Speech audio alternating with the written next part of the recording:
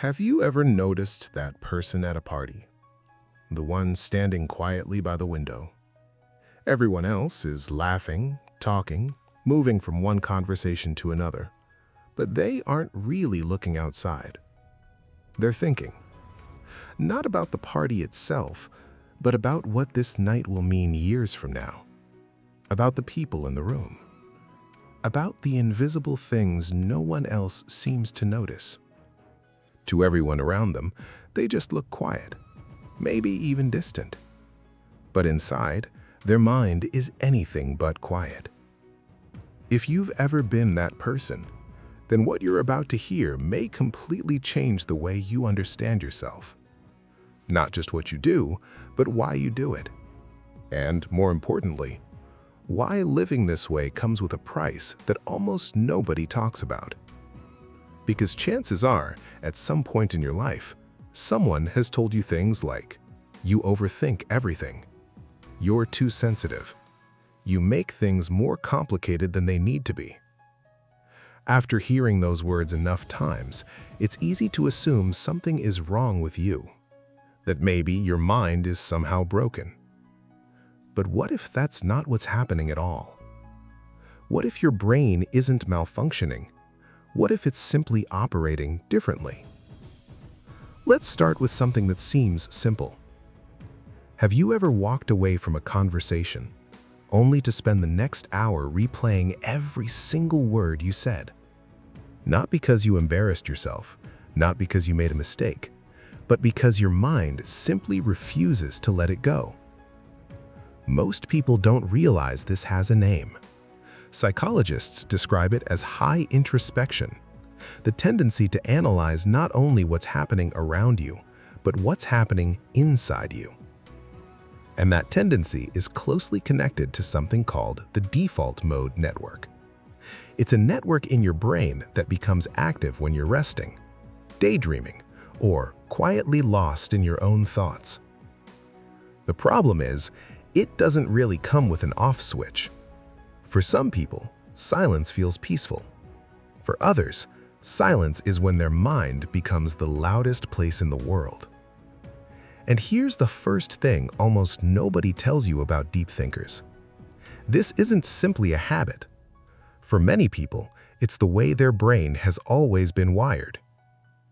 But here's where things get interesting. Most people confuse deep thinking with overthinking, and that misunderstanding changes everything.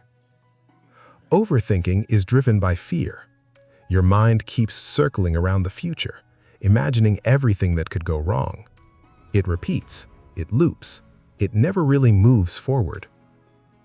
Deep thinking works differently. Imagine two people standing in the rain.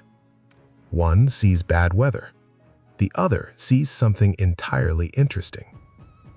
They see the cycle, the soil drinking the water, the seed waiting beneath the surface, the quiet promise of something growing where nothing seems to be happening.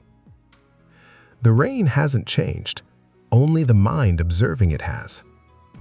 And that difference matters more than most people realize, because the advice that helps an anxious mind doesn't always help a deep one. Telling a deep thinker to stop thinking so much is a little like telling someone to breathe less. You're not removing the problem, you're asking them to stop doing something that's part of who they are. But this way of experiencing the world comes with a hidden cost. You notice everything. The slight change in someone's tone of voice, the smile that arrived half a second too late, the awkward silence after a sentence that should have continued. Tiny emotional signals that most people never even register. Psychologists sometimes describe this as heightened emotional pattern recognition. Your brain is constantly collecting information even when you don't realize it's doing it. And processing all of that information takes energy. That's why you can leave a social gathering feeling completely exhausted, even if you barely said a word. You weren't just having conversations. Your mind was quietly analyzing hundreds of details at the same time. And that's where the real paradox begins. And this is where things become more complicated. The same ability that allows you to notice what other people miss can also make you see things that aren't really there. Because when your mind is constantly searching for patterns, it doesn't always know when to stop. A pause in someone's reply starts to feel like rejection. A short message begins to sound cold. A neutral expression suddenly feels loaded with meaning. Without realizing it, your brain starts connecting dots that were never meant to be connected. It's like looking through a telescope that's far too powerful. Instead of seeing the whole sky, you become obsessed with a single star. You notice details that were never meant to be seen that closely. And before long, the bigger picture disappears. That's the hidden danger of a mind that naturally searches for meaning.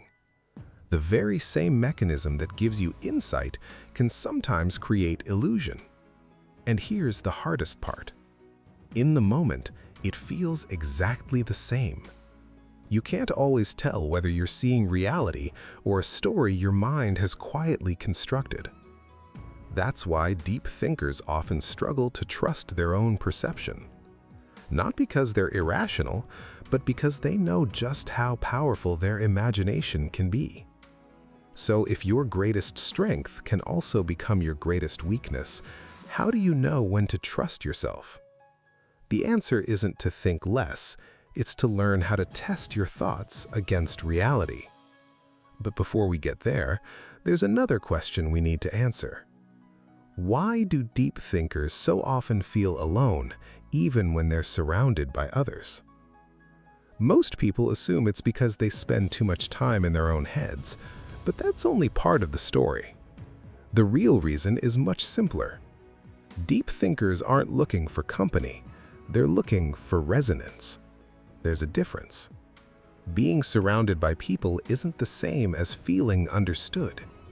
You can spend an entire evening laughing with friends and still leave feeling strangely empty. Not because no one was kind, not because anyone did something wrong, but because the conversation never reached the place your mind naturally wants to go. You don't crave more people, you crave more depth.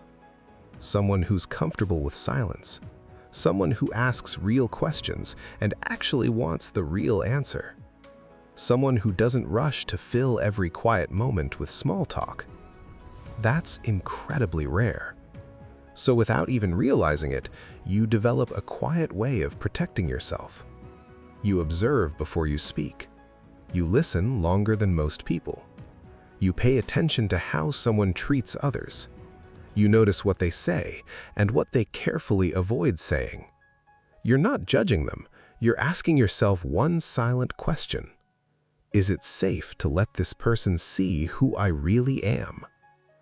And once you finally find someone who feels safe, you don't open up a little, you open up completely.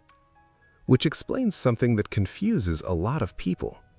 Why deep thinkers often seem to swing between two extremes. They either keep everyone at a distance, or they let someone into every corner of their inner world. Very little exists in between. Because when your mind builds connection, it rarely builds it halfway. Psychologists call this deep processing. Experiences aren't stored as isolated memories. They're woven together with emotions, personal meaning, future possibilities, and countless invisible associations. That's why losing someone can feel so devastating. You didn't just lose a person, you lost an entire universe your mind had quietly built around them. The routines you imagined, the conversations you expected to have, the future that only existed inside your imagination. To someone else, it might seem like you're overreacting, but you're not. You're grieving every possibility that disappeared with it. And once you understand that, something begins to make sense. Maybe you've never been too emotional. Maybe you've simply been carrying far more meaning than anyone else could see. So, what do you do with a mind like this? If thinking deeply isn't the problem, what is? The answer begins with a concept that psychologists call metacognition. Simply put, it's the ability to think about your own thinking. Most people do this once in a while. Deep thinkers do it almost constantly. You don't just experience your thoughts, you observe them, you question them, you analyze them. Sometimes you even argue with them. It's almost as if one part of your mind is having a conversation with another. That ability is incredibly valuable. It's one of the reasons deep thinkers often develop remarkable self-awareness. They learn from their mistakes. They notice patterns in their own behavior. They question assumptions that most people never stop to examine. But every gift has a breaking point. Without something to ground it, metacognition slowly turns into mental quicksand. Instead of understanding your thoughts, you become trapped inside them. And that's where many people get stuck. Because there's a difference that almost no one talks about. Reflection and rumination are not the same. From the outside, they look almost identical. Both involve thinking, both involve looking inward. Both can happen in complete silence. But they're taking you in completely different directions. Reflection moves forward. Rumination moves in circles. Reflection asks, what can I learn from this? Rumination asks, what if I had done everything differently? Reflection creates clarity. Rumination creates noise. One helps you grow. The other quietly drains your energy. The difficult part is that while you're caught in it, rumination often feels productive. It feels like you're solving something, like you're getting closer to an answer. But you're not. You're simply walking the same mental path over and over and over again. If you've ever spent hours replaying a conversation, imagining different outcomes, rewriting things you wish you'd said, you already know what this feels like. Your mind isn't moving forward. It's running on a treadmill. Lots of movement, no real progress. So, how do you step off that treadmill?